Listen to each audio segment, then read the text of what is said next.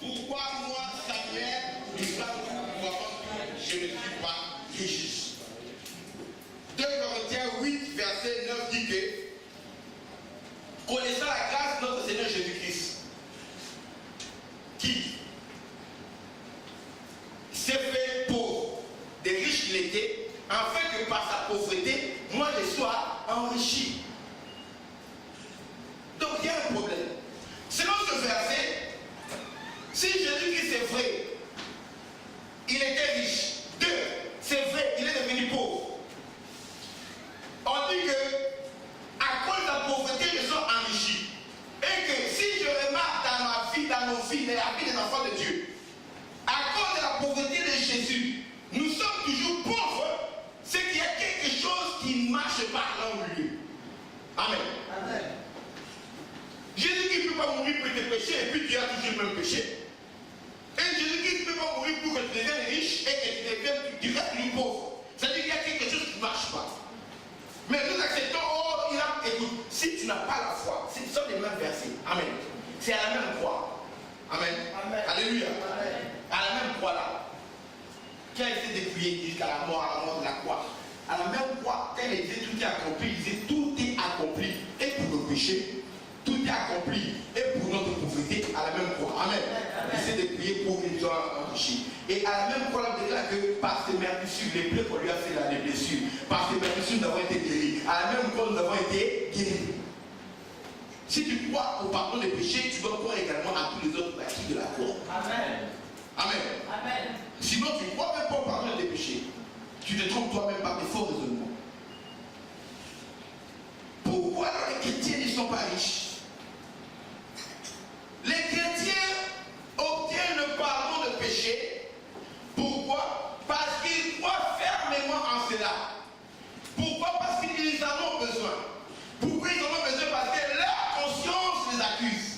Dieu a mis en chacun de nous la conscience. Amen. La vérité est que si notre conscience nous accuse, Dieu est encore plus grand. C'est-à-dire que notre conscience nous accuse ou bien nous justifie tout à tout. C'est ce que dit la Bible. Amen. Dans notre conscience, tu sais que tu as péché. Et tu sais que le salaire du péché, c'est la mort. Tu sais que Hébreux chapitre 9, verset 27 dit qu'il est recommandé aux hommes de mourir une seule fois. Après quoi vient le jugement. Et car au dernier jour, les hommes rendront compte de toute parole vaine qu'ils auront proférée devant Dieu. Je leur dis que je reviens bientôt et j'ai ma rétribution avec moi. Je rendrai à chacun selon ses œuvres. Dernier jour, les uns résisteront pour la vie éternelle et les autres pour la mort, le pauvre éternel. Tu sais que l'enfer existe.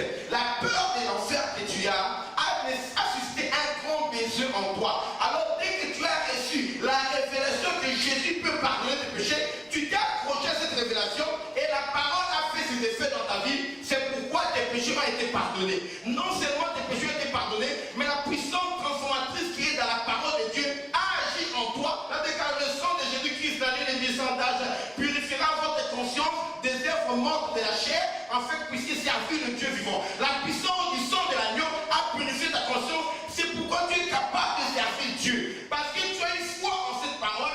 La parole a eu des effets en toi. Tu es purifié, tu es pardonné. Le péché que tu faisais hier, tu ne le fais plus aujourd'hui parce que la parole t'a purifié. Le sang t'a purifié. Alléluia.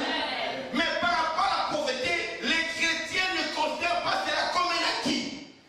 Et ils ne manifestent pas un grand besoin de vivre ce que Dieu a déclaré de la parole. Pour le péché, à cause de leur peur, ils ont eu ce besoin d'avoir le sauveur, mais ils ne savent pas que la pauvreté vous met en danger. Et le mot salut, en grec soteria, c'est-à-dire le fait d'échapper à un danger. La pauvreté te met en danger. Le salut, dans le salut, il y a également l'enrichissement, la bénédiction. La pauvreté doit être ôtée de ta vie. C'est pourquoi à la croix, Jésus n'a pas oublié la pauvreté. Les chrétiens croient que Jésus est mort seulement pour les empêcher. Ça, c'est acquis. Maintenant, je vais vous dire ceci. Si tu ne sais pas que Jésus est mort également pour que, à cause de sa mort, lui qui s'est fait pauvre, pour que toi tu sois enrichi. Si ça ne devient pas une révélation de vérité pour toi, tu vas perdre les années de ta vie comme ça. Tu vas vivre une vie qui n'est pas la tienne.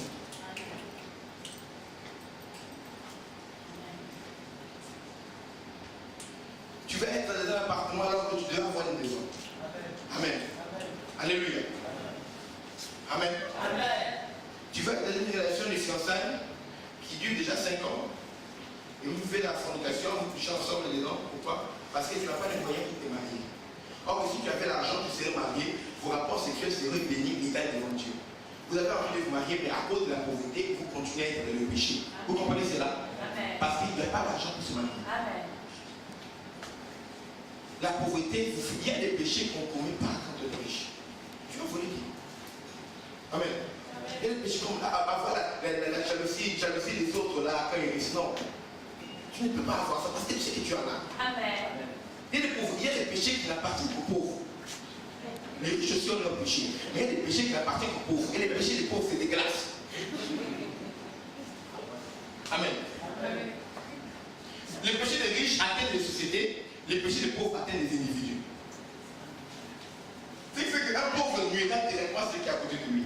Amen. Mais un riche qui est en France, ses péchés vont se manifester en Afrique. Là, il envoie les armes pour piller les minéraux. J'ai jamais ces gens. Amen. Amen.